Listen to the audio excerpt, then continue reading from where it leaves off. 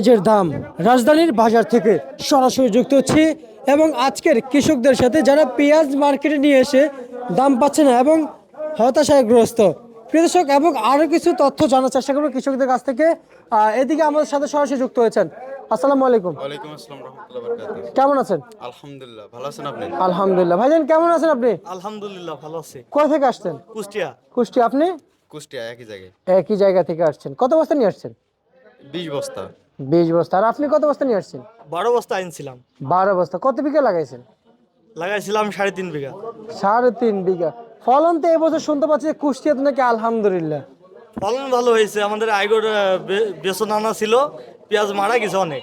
অনেক। দিয়ে ফলন কমে গেছে। আচ্ছা আচ্ছা আচ্ছা। আপনি যে লাগাইছেন আপনার আপনার ক্ষেতে কেমন ফলন হয়েছে? আলহামদুলিল্লাহ হয়েছে 3 মণ কাটা হয়ে 3 মণ 4 মণ এরকমই এখন অবস্থায় এরকমই হয়েছে আমাদের। বাট বৃষ্টির কারণে পানির জন্য মনে করেন যে সেচের কারণে আমাদের কিছু ফসল নষ্ট হয়ে গেছে। যে ফসলটা মনে করেন যে প্রথম দরপায় আমরা যে বাজারে দর ছিল আলহামদুলিল্লাহ মোটামুটি কৃষক খুশি ছিল। বাট এখনকার যে দরটা হচ্ছে যেটা শুনছি নাকি এলসি অনেক পরিমাণ আসছে আমাদের বাজারে আসার কারণে আমরা খুবই হতাগ্রস্ত হয়ে গেছি যে আমরা মানে খুবই খারাপ অবস্থায়। যেমন আজকের বাজারে খুবই খারাপ একটা দেখলাম, আমরা বিক্রি করলাম আমার 5 বস্তা মতন বিক্রি করছি, 44 টাকা করে বিক্রি করছি। তাহলে বোঝেন যে কৃষকের কি অবস্থায় মানে আসছে আমরা এখন বর্তমানে। প্রথমে যে অবস্থায় ছিলাম আশা করছিলাম যে আমরা কৃষকরা আবার পুনরায় আবার সেই জায়গায় ফিরে যাব যে জায়গায় আমরা কৃষকরা সন্তুষ্ট ছিল, বাজারের দরে খুশি ছিল। বাট এখন আমরা খুবই হতাগ্রস্ত হয়ে যাচ্ছি। আমরা মানে এই বাজার নিয়ে আমরা খুবই একটা আশ্চর্য হয়ে যাচ্ছি যে আমরা খুবই খারাপ অবস্থায় আছি কৃষক হয়ে। মানে এই পেঁয়াজের বাজার নিয়ে দর নিয়ে খুবই বিপাকে আছেন। যেমন আমাদের যে সার বিষের যে পরিমাণ দাম, এই অনুযায়ী বাজার দরে আমাদের পেঁয়াজের দাম এই এত স্বল্প ইয়েতে যে আমরা বিক্রি করছি এটাতে আমরা খুবই অসন্তুষ্ট।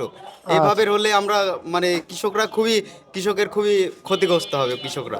আচ্ছা, আপনি তো একজন ইয়াং কৃষক, খুবই একবার ইয়াং কৃষক। এই যে আরেকজন আছেন, আমরা যদি বলি আসলে এখন আপনাদের যে কৃষকদের যে অবস্থান, সরকার তো প্রতি বছর আপনাদেরকে সার বীজ দিয়ে দিয়ে কিন্তু টাকায় কীটনাশক সার দিয়ে আপনাদের এবারে সহযোগিতা করে। সারের দাম অনেক বেশি। সরকার পরিপূর্ণ সার আমাদের দিতে পারেনি। দিতে পারে নাই। না, আমাদের সরকার তো বলছে যে সব পরিপূর্ণ আপনাদেরকে দিচ্ছে। ডিলারের দাম কম। ডিলারে গেলে আছে 5 বিঘা দিয়ে সার দিয়েছে 20 কেজি। সেই সারে আমাদের কি হবে? আচ্ছা আচ্ছা। এমনিতে আপনি তো আপনার তো একজন দোকানে কৃষক। কিনতে যাইছি দাম ডবল। দাম ধবল। হ্যাঁ, আচ্ছা, আপনাদের ঢ্যাপের বস্তা ডিলারে 1050 টাকা, বাইরে 1950 টাকা। কিভাবে কিনবো? এমনিতে এক একজন কৃষকের জন্য কত বস্তা বরাদ্দ থাকে সরকার থেকে বলা যায়?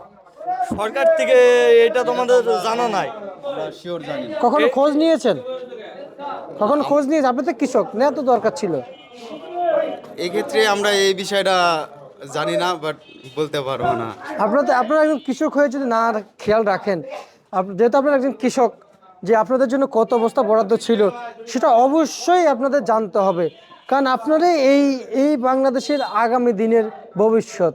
কারণ একের পর এক আসবে কিন্তু কৃষক, সবাই কিন্তু থাকে না চিরকাল। কারণ আপনি কৃষক আবার চলে যাবেন আর আপনার জায়গায় আরেকজন এসে আবার দাঁড়াইবে। যেমন আপনি এখন যেই জায়গায় আছেন, এই জায়গায় কিন্তু একজন ছিল কৃষক, তাই না? আপনি একজন ইয়াং হয়ে ওনার জায়গায় দাঁড়িয়েছেন এবং আমি এখন যে জায়গায় আছি আমার জায়গায়, আমার এই জায়গায় আগে একজন ছিল, এখন আমি আবার আসছি। ঠিক এমনই কিন্তু আপনাদের সব কিছু একটু খেয়াল রাখতে হবে। যেমন যেন যেন আমি না, কোনো সরকারি কর্মকর্তাও যেন যদিও আসে যেন অভিযোগটা জানাতে পারেন যে আমরা কৃষকরা আসলে এই বাংলাদেশের জন্য সব কিছু করতেছি, কিন্তু এই বাংলাদেশ আমাদেরকে কিছুই দিচ্ছে না। জি জি। বুঝছেন? পরবর্তীতে আমরা ইনশাল্লাহ আমরা এই বিষয়টা জেনে তারপর আমরা আমাদের অধিকার যতটুকু আমরা প্রাপ্ত ইনশাল্লাহ ততটুকু নেওয়ার চেষ্টা করব। ইনশাল্লাহ ইনশাল্লাহ। এবং যে দাম সর্বোচ্চ আপনার 60 টাকা দাম পেয়েছেন না 65? না না না না, আজকের বাজার খুবই কম। না, আজকে না, দাম ন্যায্য কোনটা কোটা কি পরিমাণ দাম চাচ্ছেন ন্যায্য? হ্যাঁ, 60 টাকা 65 টাকা হলে মানে কৃষক বর্তমানে একটা থাকবে আর কি, ভালো পর্যায়ে থাকবে। আচ্ছা আচ্ছা আচ্ছা আচ্ছা, বুঝতে পারছি। আর আমি যদি বলি আপনাদের এই শ্যামবাজারে যে পেঁয়াজ নিয়ে আসছেন, কোন ঘরে নিয়ে আসছেন? এই জুয়েল ভাইয়ের ঘরে আনছি আমরা। জুয়েল ভাইয়ের ঘরে। এই রাজীব বাণিজ্য ভান্ডার নিয়ে আসছেন, হ্যাঁ? জি। আচ্ছা, এই রাজীব বাণিজ্য ভান্ডার যেহেতু পেঁয়াজ নিয়ে আসছেন, আমি যদি বলি এই রাজীব বাণিজ্য ভান্ডার পেঁয়াজ নিয়ে আসার মূল কারণ কোন দাদন দিয়েছিল, না এমনিতেই মানে না, আমাদের আমাদের ভালো লাগা এবং মনে করেন যে ঘরালার ব্যবহার আচরণ এবং এই মানে সব ঘরেই পেঁয়াজ বিক্রি হয়। বাট ভাই আমাদের গ্রামে মাঝে মাঝে যাই, প্রতি বছরেই আমাদের খোঁজ নেয়, আমাদের কৃষকের সাথে কথা আলোচনা সব বিষয়ে আমাদের সাথে পরামর্শ নেয়, বা আমাদের আশাতে যতটুকু মানে হেল্প বলতে কি আমাদের ভালোবাসে এক কথায়। আবার প্রথমত আমরা এখানে পেঁয়াজ আনার সাথে সাথে আমাদের যে গুরুত্ব দেয় জুয়েল ভাই, এটাতে আমরা সন্তুষ্ট।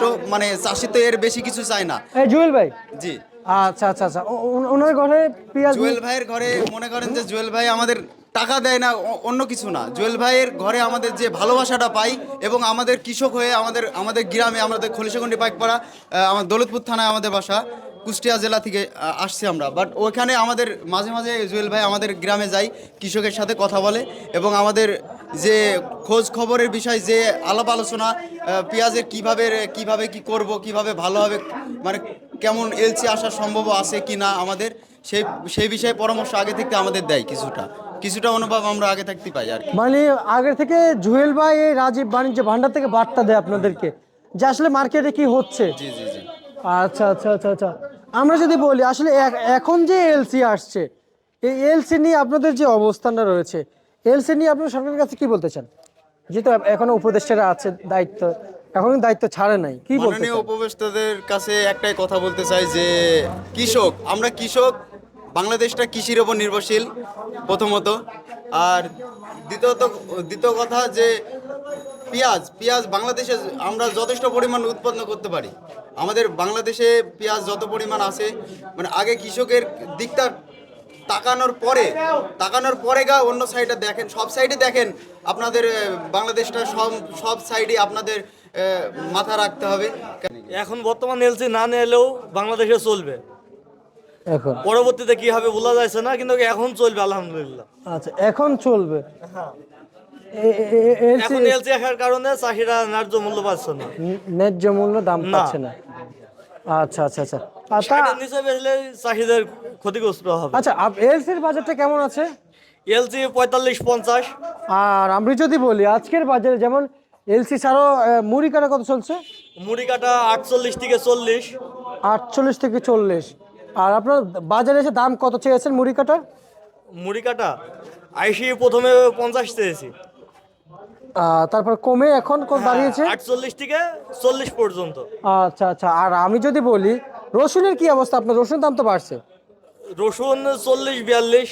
দাম তো একটু বাড়ছে মনে হয়, সেটা কি খবর নিয়েছেন যে না, আসলে রসুন তো আমরা আনি নাই, রসুন আমাদের এলাকায় এখনো ওঠেনি। মানে লাগাইছেন, যা লাগানো হয়েছে লাগাইছি, ওঠেনি এখনো। শুধু মার্কেটে পুরাতন গুলো বিক্রি চলছে কত বলেছেন?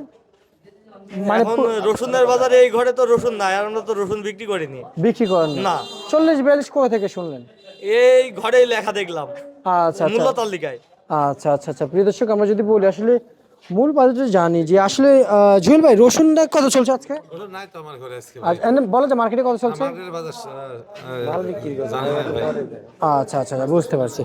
মার্কেটে আসলে রসুনের খুব সংকট দেখা দিয়েছে, তবে উনি যে মূল্য তালিকা বলেছেন যে এটা আগে রেট ছিল, তবে আজকে যেটা আমি যদি বলি, যেটা বার্তা পেয়েছি আরও অন্যান্য দিক থেকে, রসুনের বাজার আজকে সর্বোচ্চ কিন্তু পেঁয়াজের সাথে বেচা বিক্রি চলছে 60 টাকা থেকে 70 টাকা, এবং সর্বনিম্ন রসুনের বাজার আছে আজকে 50 টাকা বিক্রি চলছে প্রিয় দর্শক বর্তমান মার্কেটে।